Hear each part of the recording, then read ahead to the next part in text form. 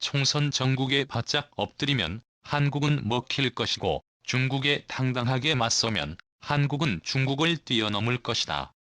전 세계 어떤 나라도 그게 안 되지만 한국은 가능하다. 사두보복 의혹으로 꾸준히 탈중국을 하면서 유럽과 동남아 심지어 남미 시장까지 개척한 결과 중국과의 교역 비중이 줄어들었기 때문에 이젠 중국이 함부로 건드리지 못하는 상황이 되었다. 이 배포에서 중국의 지적재산권 침해를 철저히 막아야 합니다. 즉 지적 침해를 통하여 생산된 제어와 해당 기업을 국제 삼거리에서 배제하고 피해 배상까지 받아내야 합니다. 현재와 같은 중국은 빨리 없어져야 하고 최소한 14개 지역 단위 국가로 나누어지든지 아니면 소수민족 단위로 분리 독립되어야 한다. 안녕하세요. 현재 전세계 이목이 러시아와 우크라이나에 쏠린 가운데 러시아에 대한 제재가 매일같이 새롭게 발표되며 국제사회로부터 더욱 더 고립되고 있습니다. 흐름 속에 상당히 긴장하며 다음 타겟은 자신이 될 것이라 노심초사하는 국가는 중국입니다.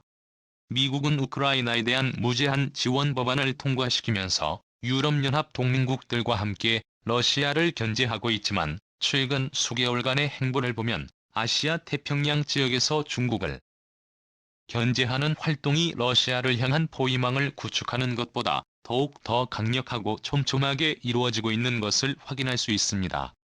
서방 세계의 정책적 방향은 러시아에 대한 군사적 견제와 중국에 대한 정치 군사적 견제가 동시에 진행되고 있는 것을 확인할 수 있는데요.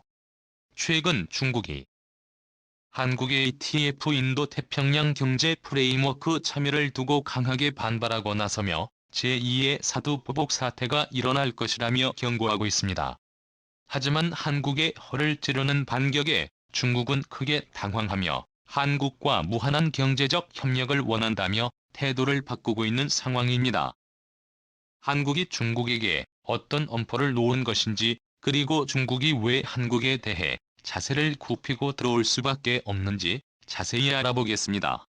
지난주까지만 하더라도 러시아는 전승절을 위한 의미 있는 성과를 내기 위해 우크라이나를 향한 대공세를 계획했습니다. 하지만 서방의 최첨단 방어무기로 무장한 우크라이나는 쉽게 무너지지 않았고 도네츠크강을 도하하려던 러시아군의 대대급 병력을 완전히 포위 섬멸하면서 5월 16일 현재는 하루키의 전역을 완전히 탈환하는 등 동부 지역에서도 의미 있는 성과가 나오고 있습니다. 우크라이나군은 여기서 그치지 않고 이점 지역까지 진격해 본격적인 돈바스 탈환 계획을 세우고 있는 것으로 알려졌습니다. 우크라이나 전황이 러시아에게 불리하게 돌아간 것은 이미 오래되었지만 돈바스를 칠러 반군과 결탁한 지역마저 우크라이나가 탈환하는 것이 코앞으로 다가오고 이 모든 사태를 계획하고 준비한 푸틴은 대통령으로서의 입지가 흔들리는 상황에 중국이 매우 긴장하고 있습니다. 러시아가 이대로 서방에게 무너진다면 자연스럽게 다음 타겟은 중국이 될 것이며 실제로 미국을 중심으로 한 서방 세계는 그동안 서방 세계로부터 탈취한 기술과 지적 재산권 도용으로 막대한 발전을 해온 중국이 무역 흑자금을 바탕으로 군사력을 키워서 서방 세계를 겨냥해 군사적으로 확장하는 것을 제대로 교육시켜 놓겠다는 입장입니다. 중국의 무역 구조를 살펴보면 최대 무역국 자국이 미국이며 은 유럽입니다. 중국이 무역을 통해 잇보는 것의 절반 이상이 중국과 적대적인 서방국들로부터 나오고 있기에 적대국에 대한 무역 의존도가 매우 높은 상황입니다. 반면 중국과 친하게 지내는 국가들은 거의 없지만 러시아와의 무역 규모는 15위권 밖으로 사실상 중국 무역에 있으나마나한 수준입니다. 중국이 서방 세계를 상대로 막대한 이익을 벌어들이면서 군사대국화 행보에 박차를 가하자 미국을 중심으로 중국을 견제하는 방안을 마련하고 있습니다. 최근 미국은 ITF 인도-태평양 경제 프레임워크를 통해 아시아 태평양 지역에서 진정한 자유무역 구조를 만들고 궁극적으로는 중국의 경제적 고립을 유도하고 있습니다. 아시아 태평양 지역의 경제협력 플랫폼은 크게 두 가지가 있습니다.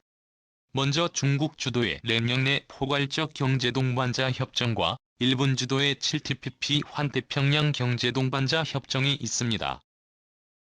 이 준비 중인 이 캠프는 위의 두 가지 플랫폼을 뛰어넘는 관세 철폐와 미국 주도의 무역 촉진을 기반으로 하고 있습니다. 랩과 TPP가 가지지 못하는 이 패브의 가장 큰 장점은 바로 미국이 참여한다는 것입니다. 미국은 세계 최대의 소비국가 중 하나로 중국이 미국을 가장 큰 무역 흑자를 내는 만큼 많은 국가들이 미국과 무역을 하고 싶어합니다. 한국 역시 미국을 상대로 막대한 무역 흑자를 거두고 있으며 베트남마저 미국에게 가장 큰 무역 흑자를 거두고 있습니다. 그렇게 경제협력 플랫폼에서 미국의 참여는 매우 중요하며 미국의 태풍을 만드는 목적은 참여국들에게 미국 시장을 개방할 테니 중국을 견제하라는 뜻을 포함하고 있습니다. 경제 전문가들은 이 태풍과 치열되면 중국 경제의 좋은 시절은 다 갔다고 전망하고 있습니다. 중국의 막대한 성장률을 뒷받침하던 미국 시장과 유럽 시장을 다른 국가들에게 빼앗기게 되면서 중국의 성장 동력이 점차 사라질 수밖에 없다는 뜻입니다. 현재 ETF에는 인도를 비롯한 아세안 국가들 그리고 남미 국가들까지 셀 수 없을 만큼 많은 국가들이 참여를 앞두고 있으며 한국도 가입을 공식화했습니다. 하지만 한국이 ETF에 가입하겠다는 뜻을 밝히자 중국에서는 즉각적으로 민감하게 반응하며 제2의 사두보복을 보여주겠다는 상황입니다. 하지만 한국에서는 중국의 이런 태도에 할테면 해보라는 태도로 강하게 나오자 러시아처럼 국제사회로부터 고립될 위기감을 느낀 중국은 한국에 대한 경제보복 가능성을 일축하며 한국과 무한한 협력을 원한다고 태도를 바꾸고 있습니다. 물론 한국의 무역 규모 측면에서 중국은 가장 큰 비중을 차지하지만 대중국 무역 흑자는 2043억 달러로 전체에서 3위를 기록하며 예상보다 저조한 실적입니다. 이것이 경제적으로 의미하는 바는 대체 불가능한 필수 산업과 소비자에서 양국이 서로 의존하는 것이 크기 때문입니다. 중국이 과거 2016년처럼 한국에게 사두보복을 할 수 없는 이유도 이와 비슷합니다. 그 당시에도 중국은 사두보복을 하겠다며 한국산 화장품이나 소비재 그리고 문화를 금지했지만 정작 한국산 반도체는 사상 최대 폭으로 수입하는 등 이중적인 태도를 보였습니다. 한국의 반도체나 중요한 산업용 소비재들은 다른 국가에서 대체할 수 없는 제품들이기 때문입니다. 만약 중국이 한국에게 경제보복을 하겠다며 반도체를 수입 금지하겠다면 어떤 일이 발생할까요? 결론적으로 중국만 손해를 보게 될 것입니다. 물론 한국도 급하게 다른 공급처를 찾아야 하지만 지금 같은 공급자의 상황에서 수요처 찾기는 매우 쉬운 일입니다. 현재의 반도체 시장은 글로벌 공급 부족으로 인해 반도체 칩을 주문해도 최소한 1년은 기다려야 납품을 받을 수 있을 정도로 공급이 부족한 상황입니다. 2021년 지난해를 기준으로 중국의 반도체 자급률은 고작 7%에 불과합니다. 하지만 중국 내 해외 업체들을 제외하고 중국 자체 기업들만 포함한다면 중국의 반도체 자급률은 3% 수준으로 추락합니다.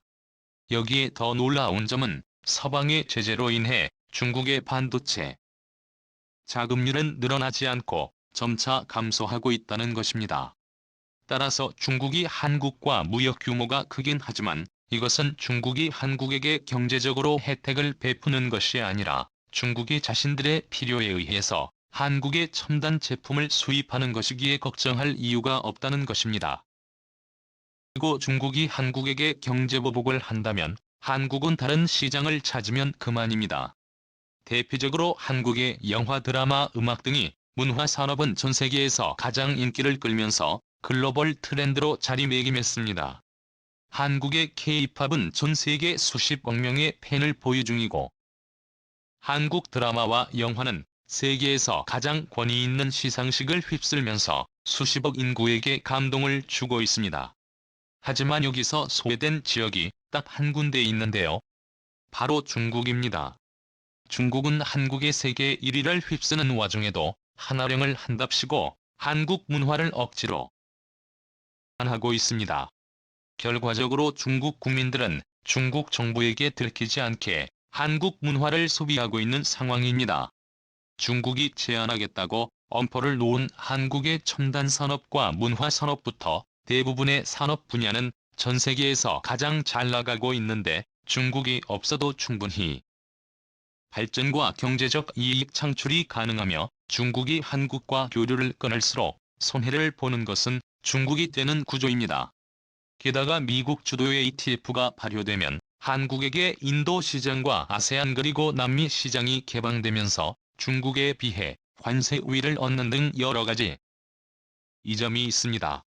중국 제품이 인도 태평양 지역에서 인기를 얻었던 것은 저렴한 가격과 품질 덕분이었는데 ETF를 통해 관세가 완전히 철폐되면 훌륭한 한국산 제품들이 무관세로 저렴하게 시장에서 큰 주목을 받게 된다는 상황입니다.